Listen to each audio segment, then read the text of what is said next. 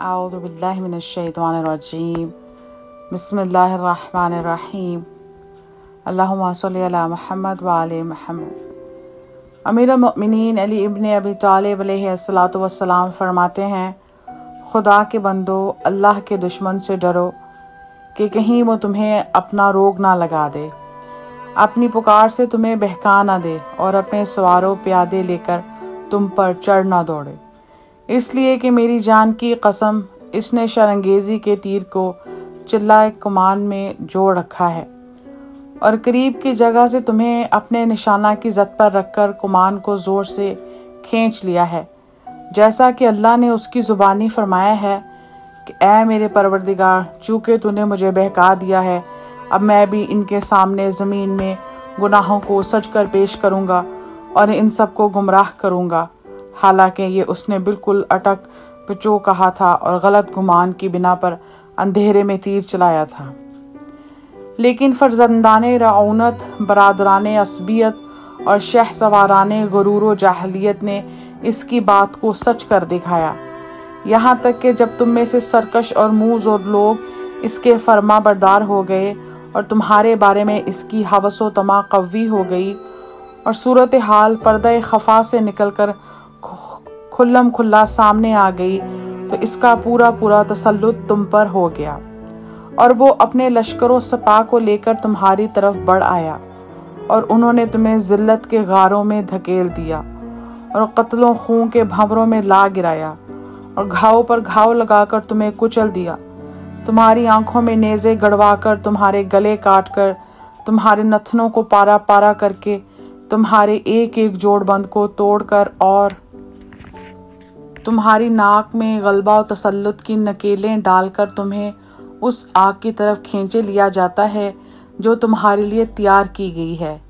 اسی طرح ان دشمنوں سے جن کی کھلم کھلا تم سے مخالفت ہے اور جن کے مقابلہ کے لیے تم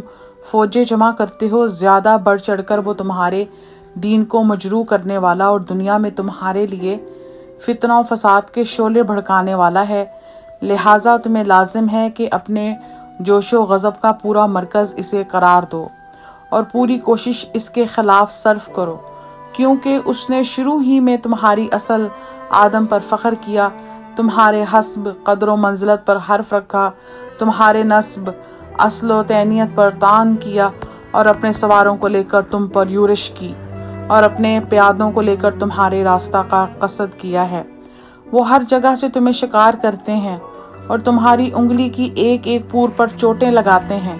نہ کسی حیلہ و تدبیر سے تم اپنا بچاؤ اور نہ پورا تہیا کر کے اس کی روک تھام کر سکتے ہو، درا حالانکہ تم رسوائی کے بھنور، تنگی و ضیق کے دائرہ، موت کے میدان اور مصیبت و بلا کی جولا نگاہ میں ہو۔ تمہیں لازم ہے کہ اپنے دلوں میں چھپی ہوئی عصبیت کی آگ اور جاہلیت کے کینوں کو فروغ کرو، کیونکہ مسلمانوں میں یہ غرور، خود پسندی، شیطان کی وسوسہ اندازی، نخوت پسندی، فتنہ انگیزی اور فسوق کاری ہی کا نتیجہ ہوتی ہے۔ عجز و فروتنی کو سر کا تاج و رعونت کا طوق گردن سے اتارنے کا عزم بالجزم کر لو۔ اپنے اور اپنے دشمن شیطان اور اس کی سپاہ کے درمیان تواضع و فروتنی کا مورچہ قائم کرو، کیونکہ ہر جماعت میں اس کے لشکر، یار و مددگار اور سوار و پیادے موجود ہیں۔ تم اس کی طرح نہ بنو کہ جس نے اپنے ماں جائے بھائی کے مقابلہ میں غرور کیا، بغیر کسی فضیلت و بلندی کے اللہ نے اس میں قرار دی ہو، سوا اس کے حاسدانہ عداوت سے اس میں اپنی بڑائی کا احساس پیدا ہوا اور خود پسندی نے اس کے دل میں غیظ و غضب کی آگ بھڑکا دی اور شیطان نے اس کے ناک میں کبر و غرور کی ہوا پھونک دی کہ جس کی وجہ سے اللہ نے ندامت و پشیمانی کو اس کے پیچھے لگا دیا اور قیامت تک کے قاتلوں کے گناہ اس کے ذمہ ڈال دیے۔ دیکھو، تم نے اللہ سے کھلم کھلا دشمنی پر اتر کر اور مومنین سے آمادہ و پیکار ہو کر ظلم و تعدی کی انتہا کر دی اور زمین میں فساد مچا دیا۔ تم زمانہ جاہلیت والی خود بینی کی بنا پر فخر و غرور کرنے سے اللہ کا خوف کھاؤ، کیونکہ یہ دشمنی و عناد کا سرچشمہ اور شیطان کی فسوں کاری کا مرکز ہے، جس سے اس نے گزشتہ امتوں اور پہلی قوموں کو ورگلایا، یہاں تک کہ وہ اس کے دھکیلنے اور آگے سے کھینچنے پر بے چوں چرا جہالت کی اندھیاریوں اور ضلالت کے گھڑوں میں تیزی سے جا پڑی، ایسی صورت سے جس میں ایسے لوگوں کے تمام دل ملتے جلتے ہوئے ہیں اور صدیوں کا حال ایک ہی سا رہا ہے، اور ایسا غرور جس کے چھپانے سے سینوں کی وسعتیں تنگ ہوتی ہیں۔ دیکھو اپنے ان سرداروں اور بڑوں کا اتباع کرنے سے ڈرو کہ جو اپنی جاؤ حشمت پر اکڑتے اور اپنے نسب کی بلندیوں پر غرہ کرتے ہوں، اور بدنما چیزوں کو اللہ کے سر ڈال دیتے ہوں، اور اس کی قضاء و قدر سے ٹکر لینے اور اس کی نعمتوں پر غلبہ پانے کے لیے اس کے احسانات سے یکسر انکار کر دیتے ہوں۔ یہی لوگ تو عصبیت کی عمارت کی گہری بنیاد، فتنہ کے کاخ و ایوان کے ستون اور جاہلیت کے نسبی تفاخر کی تلواریں ہیں۔ اللہ سے ڈرو اور اس کی دی ہوئی نعمتوں کے دشمن نہ بنو، اور نہ اس کے فضل و کرم کے جو تم پر ہے حاسد بنو، اور جھوٹے مدعیان اسلام کی پیروی نہ کرو کہ جن کا گندلا پانی تم اپنے صاف پانی میں سمو کر پیتے ہو،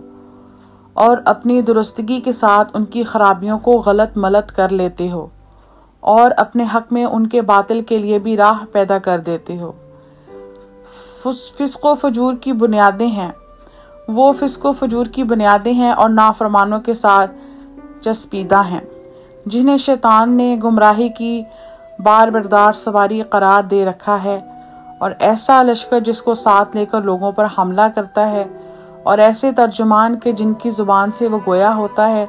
تاکہ تمہاری عقلیں چھین لے، تمہاری آنکھوں میں گھس جائے اور تمہارے کانوں میں پھونک دے۔ اس طرح اس نے تمہیں اپنے تیروں کا ہدف، اپنے قدموں کی جولا نگاہ اور اپنے ہاتھوں کا کھلونا بنا لیا ہے۔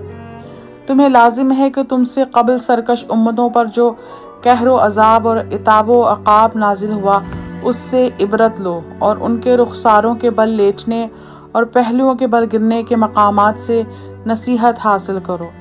اور جس طرح زمانہ کی مصیبتوں سے پناہ مانگتے ہو اسی طرح مغرور و سرکش بنانے والی چیزوں سے اللہ کے دامن میں پناہ مانگو۔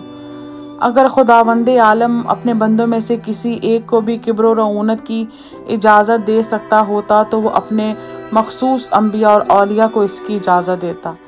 لیکن اس نے ان کے کبر و غرور سے بیزار ہی رکھا اور ان کے لیے عجز و مسکنت ہی کو پسند فرمایا۔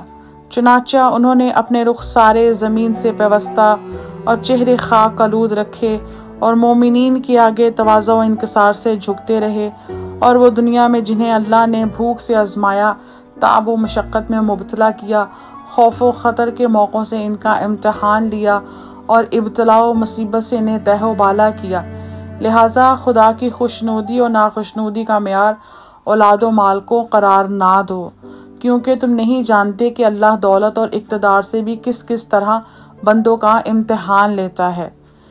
اللہم صلی علی محمد وآل محمد وعجل فرجہ۔